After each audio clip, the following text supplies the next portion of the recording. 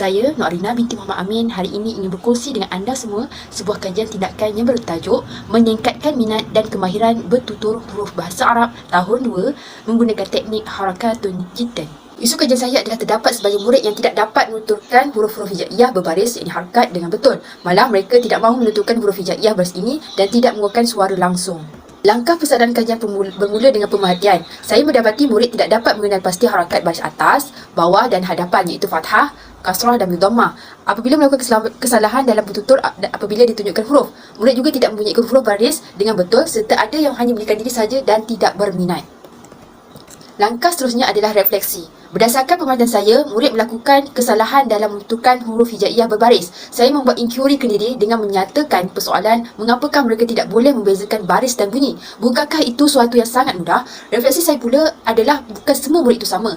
Mereka ini sebenarnya tidak dapat membayangkan bagaimana bunyi yang perlu dihasilkan apabila baris berbeza. Untuk pemerhatian kedua, saya mendapati bahawa murid tidak dapat menentukan huruf apabila ditunjukkan dan menunjukkan tidak berminat. Saya bertanya sendiri, adakah mereka telah putus asa dan berasa sukar? Saya merefleksi diri dan mendapati bahawa mereka telah mengandaikannya bahasa Arab itu susah. Jadi sebab itu mereka tidak berminat. Objektif umum adalah murid dapat menentukan bunyi huruf hijaiyah berbaris dalam bahasa Arab dengan betul dan bertambah minat. Objektif khusus pula adalah murid dapat menyebut huruf hijaiyah berbaris atas, fathah, bawah, kasrah dan depan dhammah dengan betul. Murid juga akan seronok dan aktif menentukan huruf hijaiyah. Untuk kumpulan sasaran, saya terdiri daripada 12 orang murid tahun 2. Metodologi dan indikator yang saya gunakan adalah ujian pra-pos, iaitu ujian lisan dalam bentuk senarai siamak, iaitu perhatian dan temubual. Pelaksanaan iaitu daripada aktiviti pertama mengenai pengenalan bunyi asas baris, iaitu langkah 1, murid membuat gerakan tangan ke atas, bawah dan di hadapan. Langkah 2, murid menggunakan suara, iaitu A, fathah, tangan ke atas, I, tangan ke bawah, U dan tangan ke hadapan. Aktiviti 2, membunyikan huruf dengan baris. Langkah 1, murid menyebut huruf yang ditunjukkan oleh guru, contohnya huruf lam.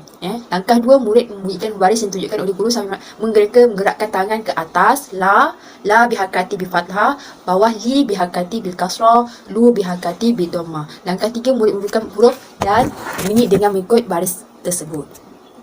Aktiviti 3, aplikasi Harakatun Jiddan. Langkah 1, murid ditunjukkan huruf dan menuturkan huruf hijaiyah berbaris tersebut menggunakan teknik Harakatun Jiddan. Langkah 2, temubual dengan murid terhadap penggunaan Harakatun Jiddan. Yang ini bil fathah, bil kasrah dan bil dhammah. Pemerhatian semula yang analisis data. Data yang menunjukkan 12 orang murid tadi yang telah sasarkan. Itu ujian pra dan ujian pos tersebut. Kita boleh lihat di sini. Untuk pemerhatian, contoh murid yang telah fasih setelah mengaplikasikan teknik Harakatun Jiddan. Kita boleh lihat video yang telah dikongsikan. Seterusnya, temubual. Temubual responden yang pertama, murid A sebelum intervensi mengatakan tak tahu nak sebut. Selepas intervensi kata senang dan ikut tangan je. Yang murid ke B memang kata susah, dan selepas intervensi tu kalau atas huruf tu tambah la bunyi A, kalau bawah baris ujungnya I, dah tahu dah. Dan murid G sebelumnya memang tak mengeluarkan suara. Lepas intervensi tu dah boleh dah. Kalau huruf lam lagi senang, la, li, lu. Refleksi semula, kumpulan sasaran. Kesemua kumpulan sasaran saya berjaya meningkatkan kemahiran bertutur huruf hijaiyah berbaris. Mereka telah begitu yakin dan berjaya untuk membuat pertuturan dengan semakin hari semakin lancar. Teknik ini juga sesuai digunakan semua murid tahap 1 dan 2 semasa PDPC dijalankan di dalam kelas. Untuk di sini, saya sebagai guru, saya berasa sangat syukur kerana teknik ini mudah diaplikasi dan mudah juga difahami oleh murid. Dan saya berasa lega kerana sekurang-kurangnya anak didik saya telah pun pandai membaca baris pada huruf hijaiyah yang merupakan asas kepada bacaan bahasa Arab dan Al-Quran.